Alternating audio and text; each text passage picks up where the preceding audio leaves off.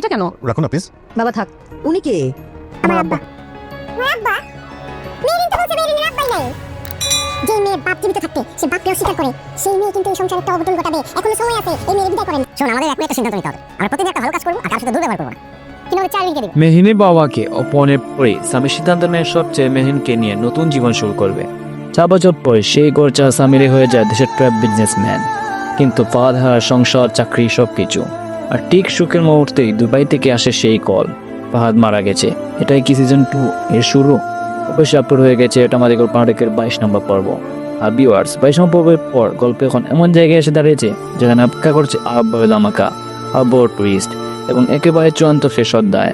আজকে ভিডিওতে আমরা কথা বলবো 23 নম্বর পর্ব নিয়ে, কারণ 23 নম্বর পর্ব হবে এই নাটকের শেষ পর্ব। 23 নম্বর ভিডিওটা কি করতে পারে, কবে আসছে, সব কিছুই জানাবো আজকের আপডেট ভিডিওতে।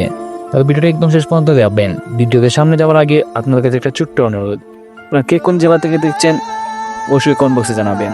ঢাকা, চট্টগ্রাম, রাজশাহী, খুলনা, বরিশাল, রংপুর, যে জেলা থেকে দেখে থাকুন না কেন, যে পয়েন্টটা অবশ্যই কমেন্ট বক্সে দিয়ে যাবেন। আর যারা এখন আমার চ্যানেলটি সাবস্ক্রাইব করেননি, এখন সাবস্ক্রাইব করে পাশে বেল আইকনটি অন করে রাখুন, কারণ শেষ পর্বের সর্বশেষ আপডেট সবার আগে পাবেন আপনারাই। এখন চলুন কথা বলি 23 নম্বর পর্ব নিয়ে। ভিউয়ার্স, মনে রাখবেন 23 নম্বর পর্ব আসবে আগামী বুধবার দুপুর ঠিক 12টার সময়।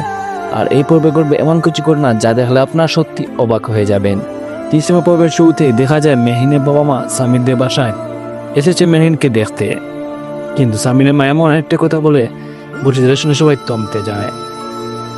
সে বলে মেহিনীর বাবা তো মারা গিয়েছে এবং নানানভাবে কথা দিয়ে মেহিনীর বাবা মাকে অপমান করতে থাকে। এই দৃশ্য সামির সামনে থেকেই দেখে ফেলে। সামিরা চুপ থাকতে পারে না, সে তার মায়ের সাথে ঝগড়া শুরু করে দিয়ে। ঠিক তখন এই ফাহাদ এসে বাধা দিতে চায়, কিন্তু ঘটনাটা উল্টো আরো ভয়ঙ্কর হয়ে যায়।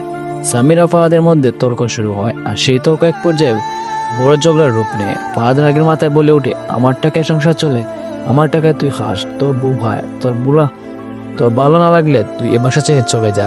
সামির তখন পৌরসভার দিকে তাকিয়ে থাকে, কিন্তু কেউ কোনো প্রতিবাদ করে না। সবাই যেন ফাহাদের কথা দিয়ে সায় দেন। এই অপমান সামিরা সহ্য করতে পারে না। সে সিদ্ধান্ত নিয়ে ফেলে সে সত্যি এ বাড়িতে চলে যাবে।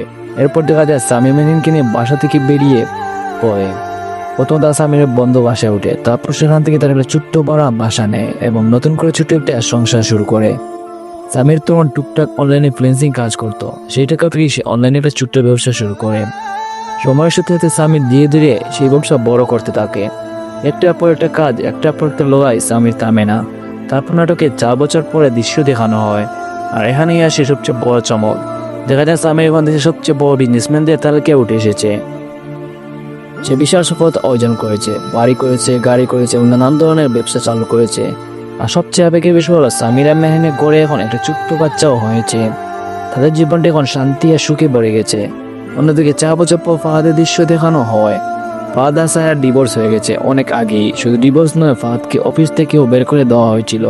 এখন ফাহাদ দুবাই থেকে মিয়ার সাথে সেই মিয়াকে বিয়ে করে ফেলেছে এবং তারা দুবাইতে নিজেদের মতো করে প্রতিষ্ঠিত হয়ে গেছে।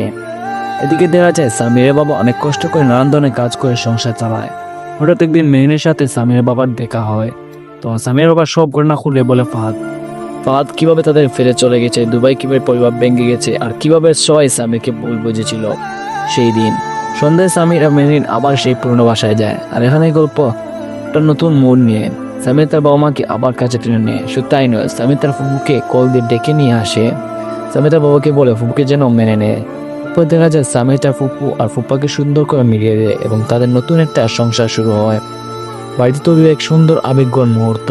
কিন্তু ভিউয়ার্স, ঠিক তো মনে করে যায় শেষ ধামাকা। হঠাৎ করে দুবাই থেকে একটি কল আসে এবং জানা যায় ফাহাদ মারা গেছে। এই খবরে পুরো বাড়ি স্তব্ধ হয়ে যায় এবং এখানে শেষ হয়ে যায় এই নাটকের মাঝে গল্পটির। আর ভিউয়ার্স, এই চেষ্টা দেখেই বোঝা যায় এই গল্প এখানে থামছে না, কারণ খুব সম্ভবত এটা আমাদের গল্প সিজন 2 আসতে চলেছে। তো বন্ধুরা, আবার মনে করিয়ে দিচ্ছি 23 আসবে আগামী বুধবার দুপুর ঠিক 12টার সময়।